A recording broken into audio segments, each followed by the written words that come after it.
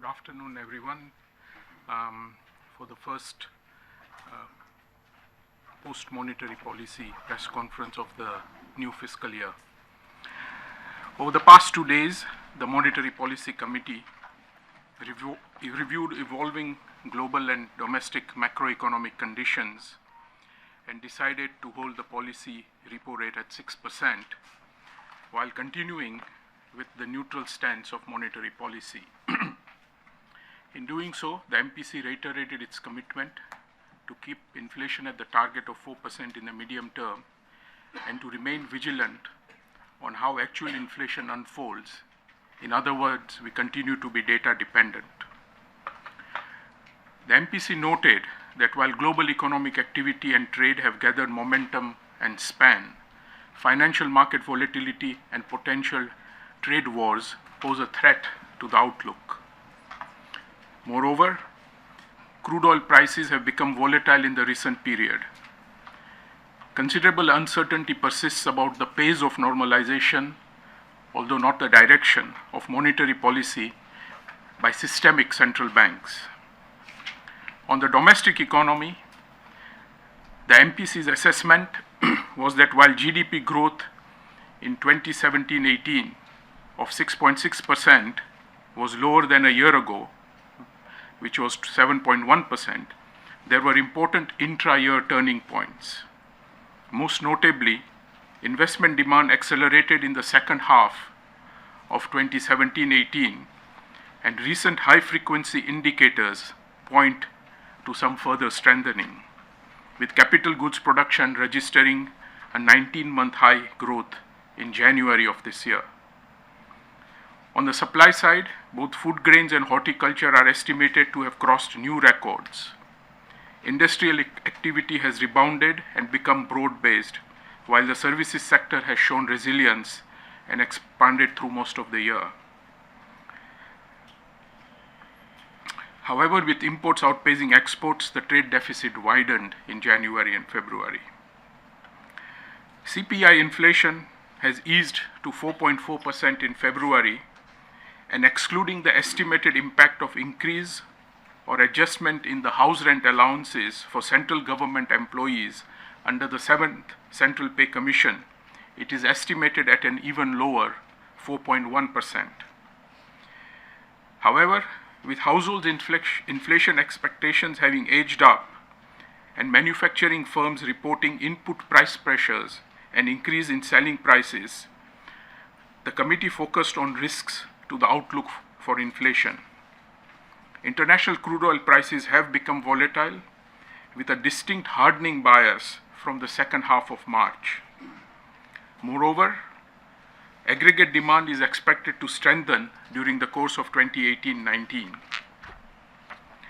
A normal monsoon and effective food supply management by the government was seen as mitigating factors.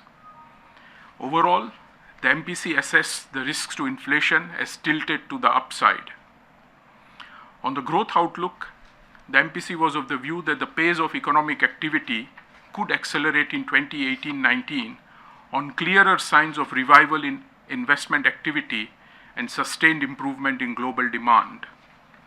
On the flip side, external demand could be adversely impacted should crude oil prices persist at elevated levels or even increase, and trade protectionism intensify. On balance, we decided to remain watchful about the unfolding of these risks, as well as the impact on inflation of forthcoming revisions in the MSP, second-round effects of HRA increases by various state governments, and fiscal slippages. The committee was also cognizant of the implications for food inflation should the monsoon turn deficient temporally and/or spatially, and the uncertainty imparted to the outlook by the recent volatility in crude prices. The committee observed that growth has been recovering in an environment characterized by a pickup in credit offtake and large mobilization of resources from the primary capital market, which should support investment activity going forward. In its judgment, India's long-term growth potential is expected to be reinforced by various structural reforms that have taken place. Given the unsettled global environment, however, the MPC emphasized the importance of strengthening domestic macroeconomic fundamentals, persevering with deleveraging of distressed corporate sectors, rebuilding of bank balance sheets, and the deepening of risk-sharing markets. I now request DG Acharya to comment. Thank you, Governor. Good afternoon, everyone. I thought I'll talk first about liquidity conditions and then about some market development measures. The surplus liquidity in the system, which had built up subsequent to demonetization and FX inflows until August 2017, the surplus liquidity continued to decline over the last 6 months with corresponding rise in currency in circulation in the economy. RBI has been using multiple tools, primarily reverse repos and open market operation or OMO sales, to absorb the surplus liquidity so as to reach the stated policy objective of neutral system liquidity. Since December, post the quarterly tax outflows to the government, the system liquidity has been almost neutral and has moved between deficit and surplus modes along with the changes in government balances. Towards the fiscal year end, and this is quite typical, system liquidity temporarily moved into deficit. The net liquidity injection by RBI to deal with this through short-term repo contracts stood by March end at rupees 0.58 trillion or 58,000 crores. The weighted average call rate or WACR has remained lower than the policy rate in the last 6 months on average, though the normalization of liquidity conditions has meant that this gap is actually steadily closing.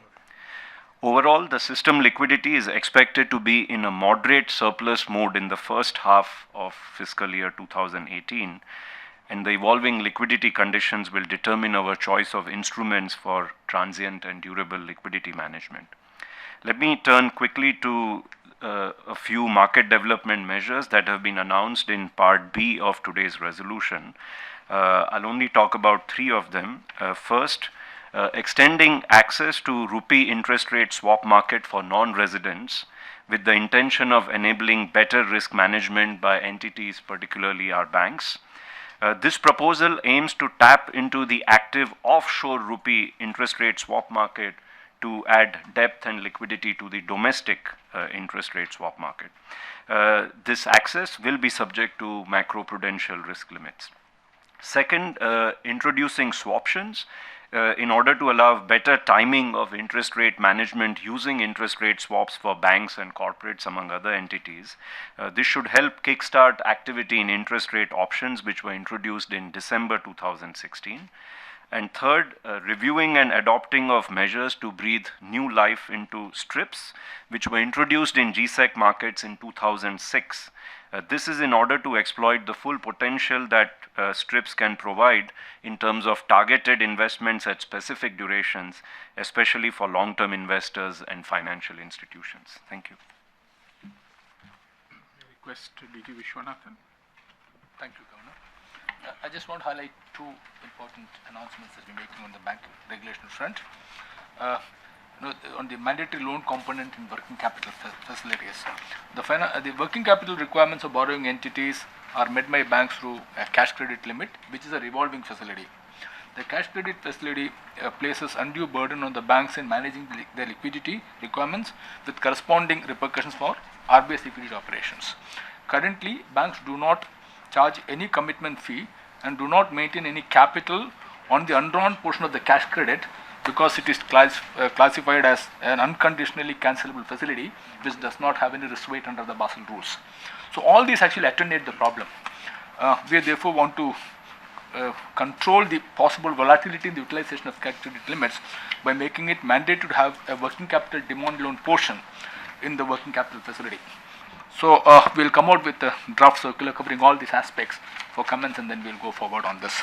The second part is something that you've been asking every time on INDAS. So we have formally said that INDAS was to be implemented effective from this year. as a part of this, we have also been requiring banks to submit half-yearly returns based on the India's formats. The format of the financial statement as prescribed in Schedule 3 of Banking Regulation Act is not amenable to reporting financial statements under Index, and therefore we have requested the government to amend the schedule, and that's under consideration. In our assessment, also many of the banks are still not prepared to move into Index, so we thought that we should defer this by 1 year, by when the preparedness and amendments to the schedule will also take place. Nevertheless, we'll continue to have the pro forma statements coming to us to kind of monitor how the banks are going forward on interpolation interest. Thank you very much. Mr. Kanungo. Thank you, Governor. I wish to highlight three important announcements in the Part B, that is the statement on developmental and regulatory policies. The first pertains to the storage of payment system data. Payment ecosystem, as you would have observed, has expanded manifold. It has undergone rapid expansion in recent times. There have been new systems and new players, new platforms. The existing platforms and the systems, they have added new players also. To sustain this pace of growth, public confidence is the key, public confidence in the payment system. Therefore, it is necessary that safety and security of the payment system is robust, continuously upgraded, and is the best in class as per the international standard. The supervisory oversight to ensure that there is thorough monitoring and the surveillance is also crucial in this regard. It is observed that so far as the payment system is concerned, the players, some of them store their data in India, some of them they don't store their data in India, some do it partially. In order to facilitate this continuous surveillance and monitoring, we are mandating that all the payment system operators, they will be required to keep their data inside the country, and this will be done, must be achieved in a period of say 6 months. So this is the first important announcement. Regarding ring fencing the regulated entities from the virtual currencies, digital tokens issued by the private parties are getting international attention for quite some time for their speculative value. Internationally, while the regulatory responses to these tokens are not uniform, it is universally felt that they can seriously undermine the AML and FATF framework, adversely impact market integrity and capital controls, and if they grow beyond a critical size, they can endanger financial stability as well. In the past, RBI had reportedly cautioned on, at least I remember on 3 occasions, the members of public, the users, holders and the traders in virtual currency regarding the various risks that they are undertaking by exposing themselves to these cryptocurrencies. Now we have decided to ring fence the RBI regulated entities from the risk of dealing with entities associated with virtual currencies. They are required to stop having a business relationship with the entities dealing with virtual currencies forthwith and unwind the existing relationship in a period of 3 months' time. However, we also recognize that the blockchain technology or the distributed ledger technology that lies beneath the virtual currencies has potential benefits for financial inclusion and enhancing the efficiency of the financial system, and we also believe that they should be encouraged to be exploited beneficially for the economy. Staying on the digital currency, in response to the emergence of private digital tokens, all over the world, several central banks are debating the possibility of introducing a fiat digital currency. As opposed to the private digital tokens on which I just spoke about, these are issued by the central bank. They constitute the liability of the central bank, and they will be in circulation in addition to the paper currency that we have. It also holds the promise of reducing the cost of printing of the notes. So, recognizing this, we have constituted an interdepartmental committee in Reserve Bank of India. Will produce a report, and they will explore the feasibility and desirability of issuing a digital currency by the central bank, by the Reserve Bank of India, and to guide us in this matter in future. Thank you. Thank you, Mr. Kanungo. Take a few questions. Hindu?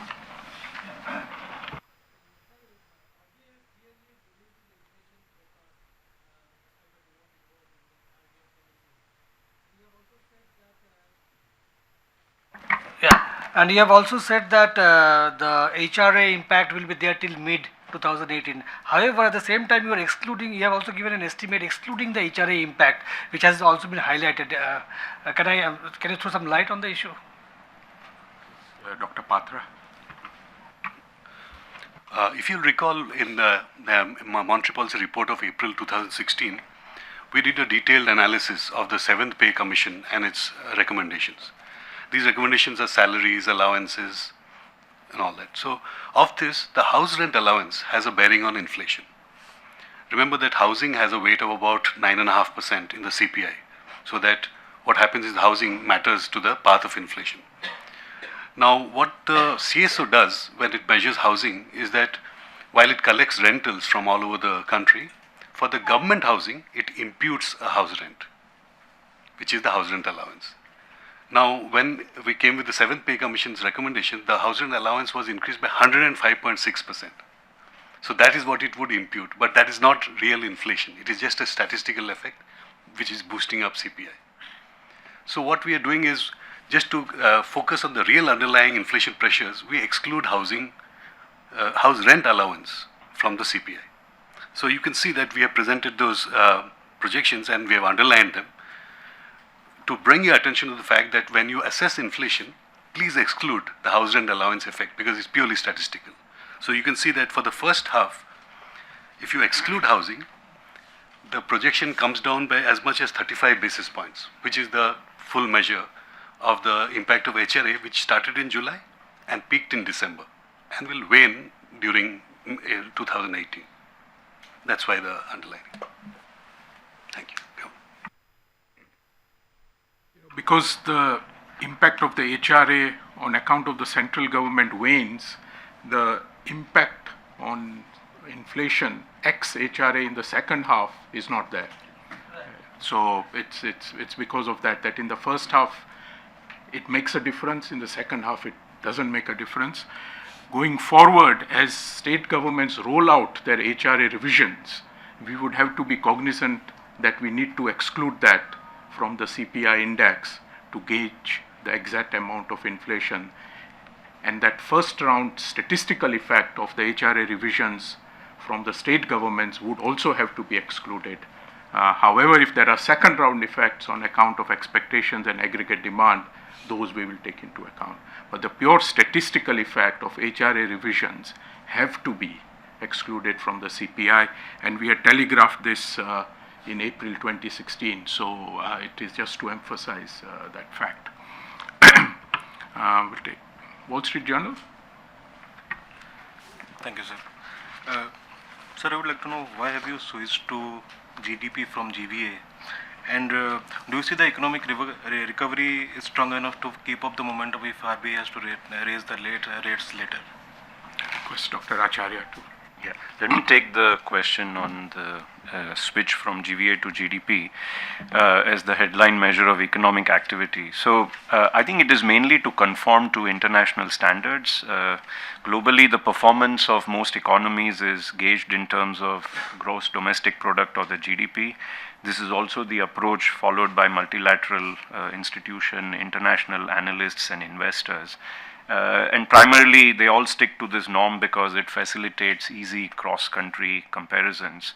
So, and as you know, the CSO has also started using GDP as the main measure of economic activity since Jan 15. So even though there are good economic reasons to employ GVA as the supply side measure of economic activity, we have decided to switch to GDP, but for convenience of everyone, in footnote 2 of the resolution, we have clarified what would have been the imputed GDP growth numbers from the GVA numbers that we had provided in February, so you can see what is changing between the two policies. Thank you. ABP News. Sir thank you very much. मेरा सवाल ये है कि जब एक तरफ हम लोग कह रहे हैं कि जो CPI है वो कम रहने का है हमने देखा कि फरवरी में कम है, मार्च में भी कम रहने का आसार है और नेक्स्ट फिस्कल में भी 3 क्वार्टर में कम रहने का है। तो ऐसे में आपने पॉलिसी स्टैंड न्यूट्रल क्यों रखा है और पॉलिसी रेट को चेंज क्यों नहीं किया? The inflation prints for February did turn out to be softer than our projection. Much of this is because of the seasonal softening of the prices of vegetables that occurs during the winter months. However, the MPC looks ahead, and we noted that there are several uncertainties around the baseline inflation path, which is why we kept the stance neutral and the rate unchanged. First, there is the uncertainty around the revised formula for MSP as announced in the union budget for Kharif crops, which may have an impact on inflation, although the exact magnitude will only be known in the coming months as the program is rolled out. So that's one uncertainty. Then there could be the risk of some fiscal slippage from the union budget estimates or over the medium term, which could adversely impact the outlook on inflation. There are also risks in this area from slippages at the level of state governments on account of higher committed revenue expenditure. The companies and firms that we poll in the Reserve Bank's Industrial Outlook Survey expect input and output prices to rise going forward. Lastly, the volatility in crude prices has imparted a fair bit of uncertainty to the near-term outlook, and for these reasons, we have continued with the status quo and risks tilted to the upside. We will closely monitor the evolution of these handful of factors and how they impact on inflation, and that underpins the decision that was taken by the MPC today.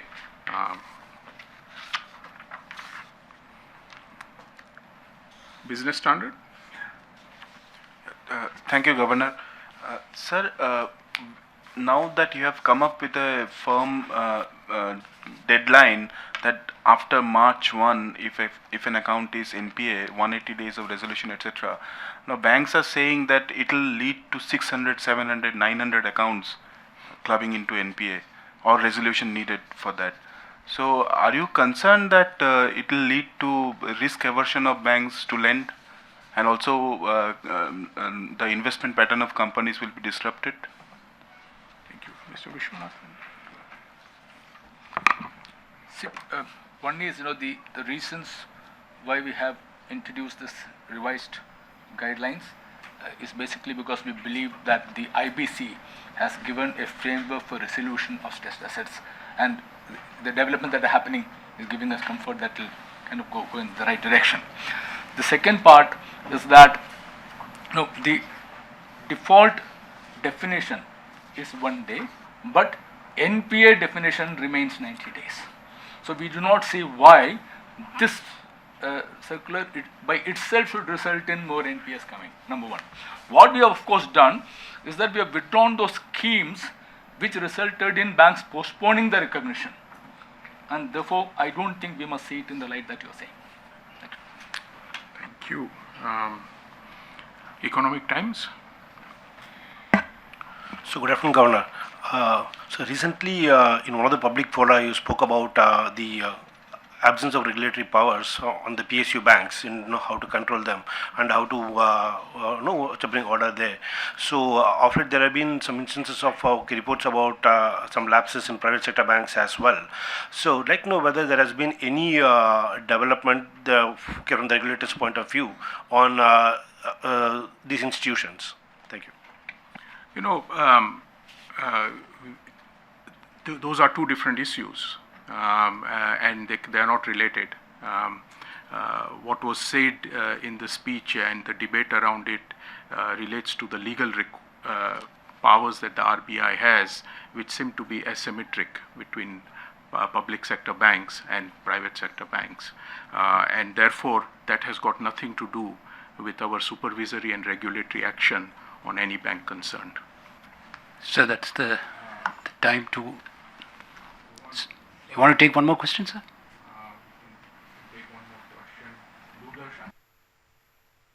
So my question is related to the earlier question. Have you been, talking to the center regarding the regulatory powers of the RBI, whether you can, modify them and act tough on the PSUs?